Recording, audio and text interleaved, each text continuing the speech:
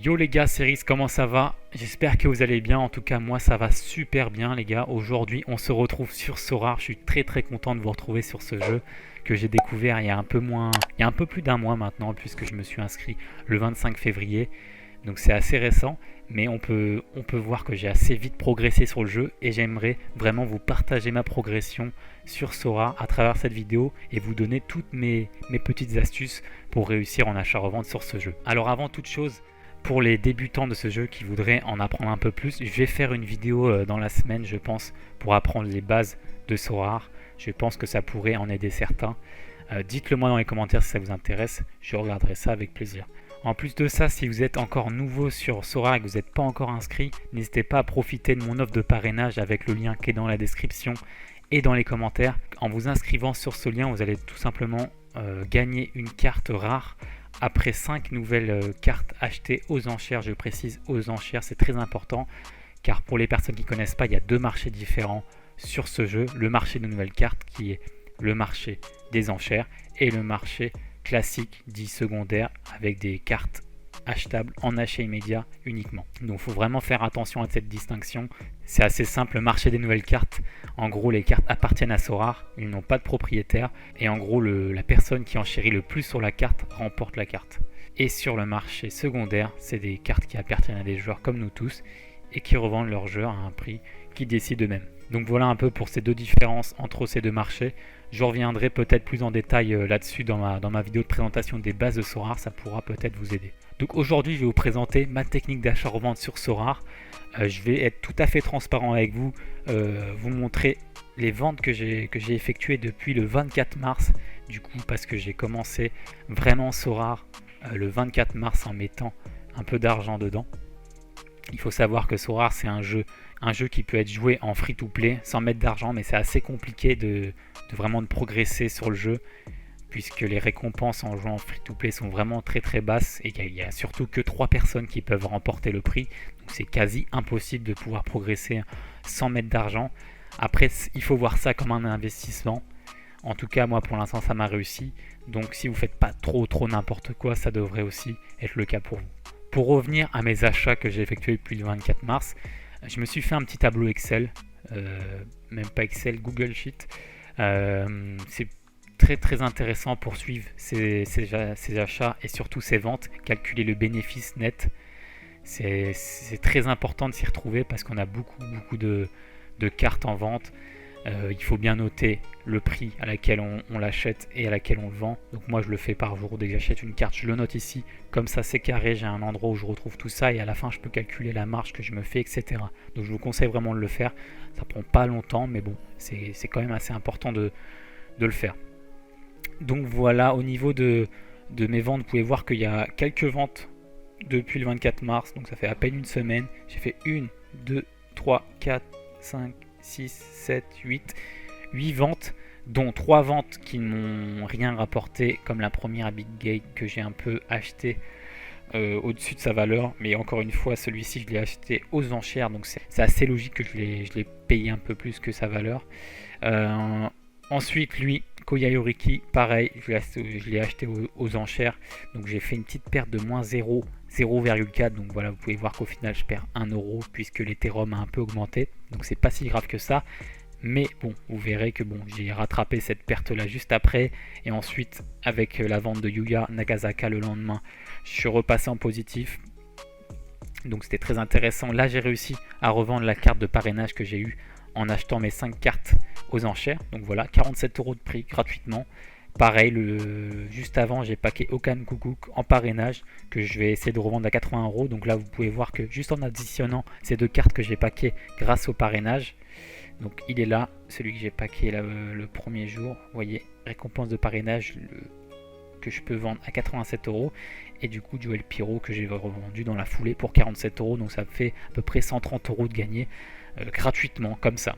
Enfin, quasi gratuitement parce qu'il a fallu quand même acheter les 5 cartes précédemment, mais au final vous voyez que j'ai pas trop perdu en vendant les cartes aux enchères, donc au final c'est tout bénef pour nous et je vous conseille vraiment de le faire pour vous lancer vraiment bien dans Sora. Donc comment je fais pour acheter ces cartes là, comment je les revends rapidement? Alors ça va être assez simple, je vous conseille de vraiment suivre toutes les étapes que je fais. c'est assez important pour s'y retrouver et pour pas se tromper dans la valeur des cartes. Donc premièrement, moi j'achète toutes mes cartes dans le marché secondaire que je vous ai présenté. Donc là on va dans marché, et on se retrouve sur cette page. On a pas mal de cartes en vente listées par des joueurs. Et ce qui va être intéressant, ça va être de se positionner ici et de mettre nouveau listing. Donc en faisant ça, on va avoir que les cartes qui viennent d'être listées en vente.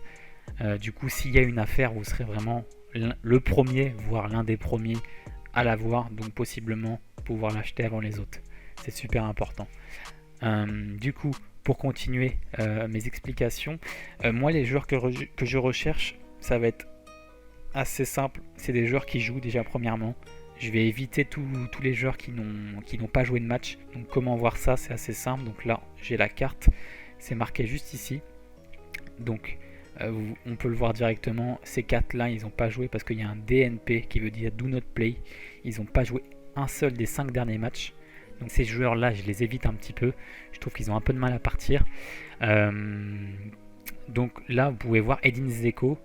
Il a joué quelques matchs sur les 5 derniers matchs. Il a 42 de moyenne. Donc là, potentiellement, c'est un joueur qui m'intéresse. Après, le deuxième critère, ça va être le prix. Le prix de la carte. Moi, je me fixe un prix d'achat maximum à 120-130 euros. Au-dessus, je pense que c'est un peu trop risqué. Et pour l'instant, je ne me suis pas encore aventuré sur des cartes comme ça. Et je ne peux pas vraiment vous donner mon analyse sur ce genre de cartes. On va vraiment se fixer sur les cartes de 0 jusqu'à 130 euros. Le troisième critère très important, ça va être d'acheter essentiellement des cartes de la saison 2020-2021. On peut voir qu'il existe de nombreuses cartes différentes. Là, par exemple, ces cartes-là, c'est des cartes rares de la saison 2020-2021. C'est marqué en haut à gauche. On peut aussi trouver des cartes qui sont de l'ancienne saison, de la saison précédente, donc la saison 2019-2020. La différence entre ces deux cartes, ça va être tout simplement le bonus. Vous pouvez voir en dessous de cette carte 2020-2021 qu'elle a un bonus de 5,5%. Donc c'est plus intéressant que les cartes 2019-2020 qui ont des bonus seulement à 0%, voire 1,5% pour cette carte. Donc voilà, pour moi ces 3 critères c'est les plus importants. Je récapitule. Premièrement, avoir un joueur qui a déjà joué des matchs. Deuxièmement, acheter au maximum à 130 euros. Et troisièmement, ça va être acheter des cartes de 2020, de la saison 2020-2021. Voilà, c'est assez simple, mais au moins il faut vraiment se fixer ces critères-là avant d'acheter ces cartes-là. Donc on va pouvoir continuer notre recherche. Hop, donc on recharge. Pour recharger, je fais hop, en haut à gauche. Hop, je remets un nouveau listing. Et là, on arrive en premier sur les cartes. Donc qu'est-ce qu'on a?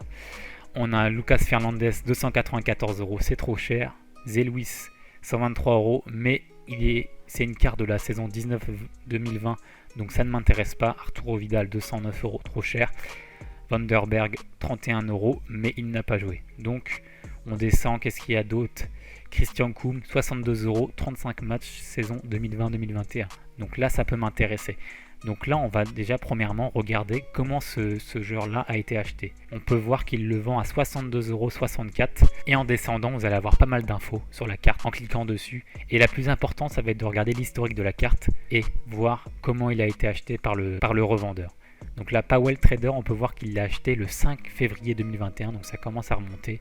Ça fait pratiquement 2 mois. Et on peut voir qu'il l'a acheté aux enchères. Donc pour avoir plus d'infos sur le prix du joueur minimum, on clique sur sa carte.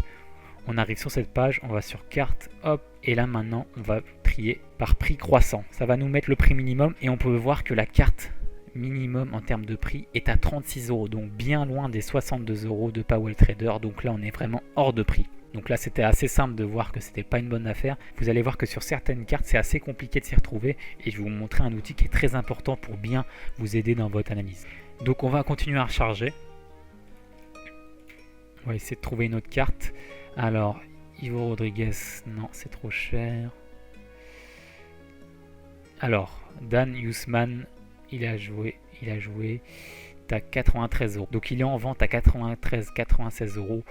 Hop, donc on peut voir qu'il a été acheté aux enchères le 30 mars 2021. Donc aujourd'hui, et il a été acheté à 77 euros. Donc là, clairement, s'il a été acheté aux enchères à 77 euros, c'est qu'il ne vaut pas 93 euros, il vaut bien en dessous. On peut regarder ensemble, mais dans 90% des cas, c'est le cas tout simplement. Donc là, 93 euros. Ah non, c'est le moins cher. Donc là, potentiellement, on a une bonne affaire. Vous pouvez voir, on a trié par prix croissant et on peut voir que eBay Sorare Podcast avec sa carte de Dan Newsman est le moins cher de toutes les cartes en vente. Donc là, ce qu'on va faire, on va regarder le prix moyen de la carte sur les derniers jours, parce que là, c'est le prix minimum aujourd'hui. Et cette carte-là, demain, elle peut valoir 10 € de moins. Hier, elle pouvait valoir aussi 10 € de moins. Donc là, il faut vraiment analyser ça et vraiment faire attention sur ce point. Donc on va regarder comment faire pour connaître le prix du joueur moyen sur les derniers jours. Donc pour ce faire, on va aller sur Sorare Data. Je vous mets le lien dans la description. C'est un outil super important dans l'analyse de vos joueurs. Donc hop, encore une fois, là on va récupérer le nom du joueur. Donc c'est Dan Newsman. Hop, on tape dans la barre de recherche. Donc on arrive sur cette page là qui va être super intéressante. Vous allez avoir vraiment plein de données sur le joueur. Donc premièrement, on vérifie si c'est le bon joueur. Donc Dan Newsman, hop, ouais, c'est la même photo, c'est bon, il joue à vitesse. Donc c'est bien le vrai Dan Newsman. Donc première étape, ça va être de regarder aussi s'il n'est pas blessé. Donc ça va être tout simple. Là on peut voir que c'est vert, il y a marqué No injury or suspension no.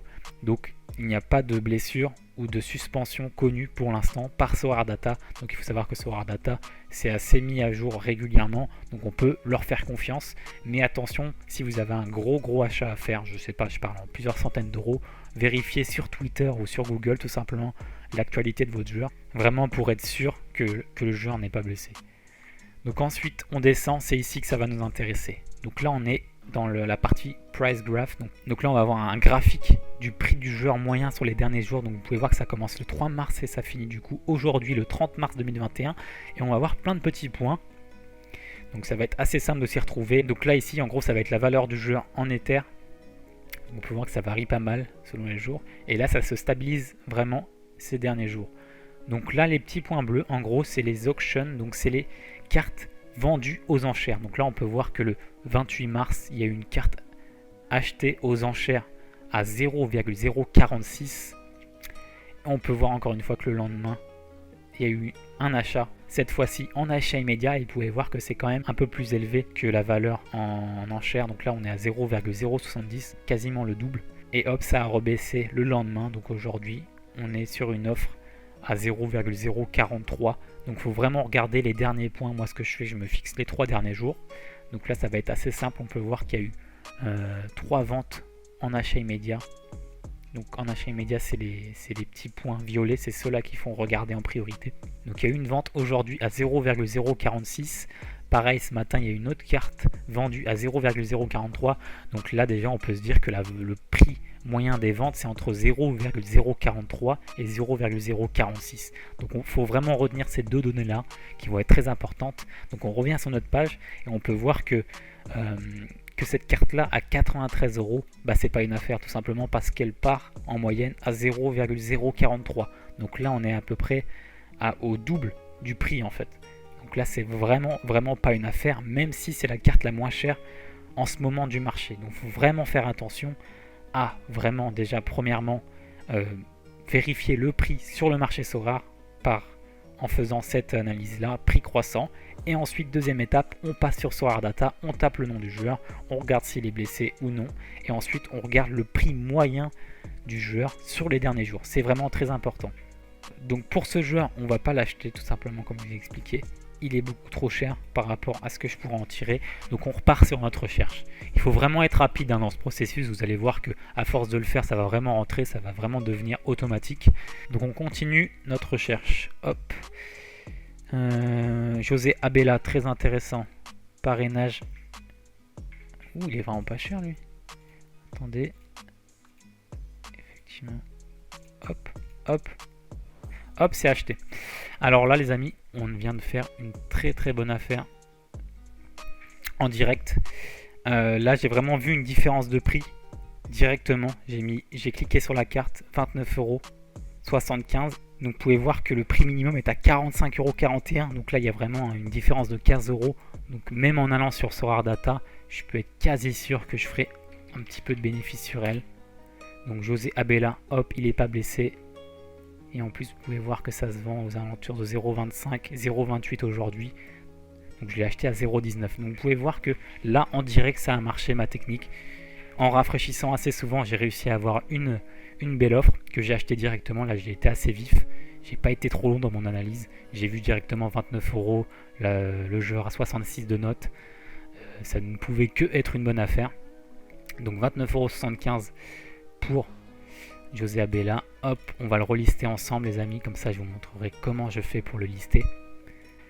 Donc en attendant que le transfert se fasse, parce que oui, quand vous achetez sur Sorare, il y a un petit process, il y a un petit temps de process avant que la carte vous soit vraiment donnée dans votre galerie.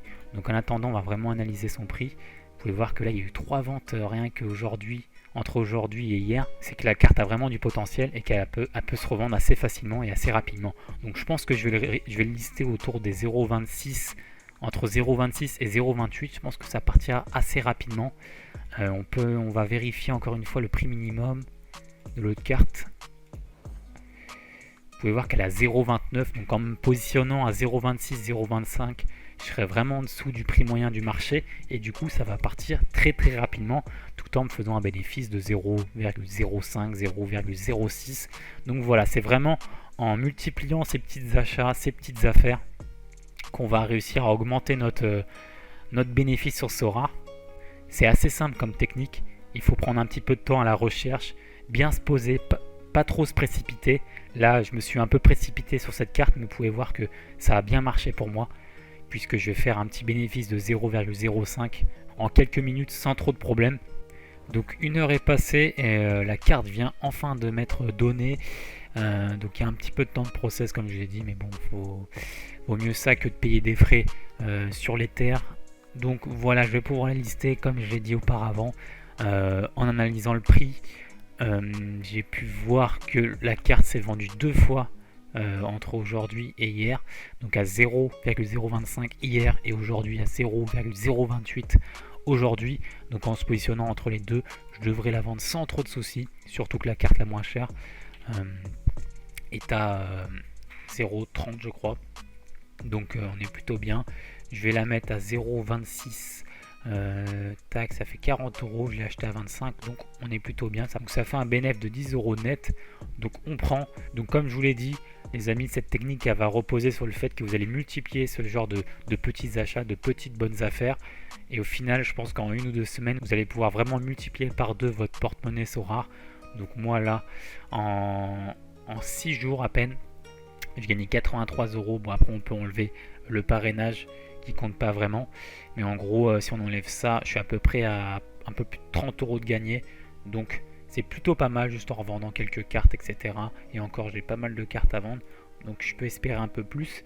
Mais voilà, je récapitule ma technique. On se met sur le marché secondaire, nouveau listing, on rafraîchit souvent, on achète des cartes qui ont déjà joué les 5 derniers matchs, des cartes qui sont de la saison 2020-2021 et des cartes à des prix qui dépassent pas les 130 €. Donc ensuite on vérifie le prix d'achat, le prix de vente ici, donc 49,96 €.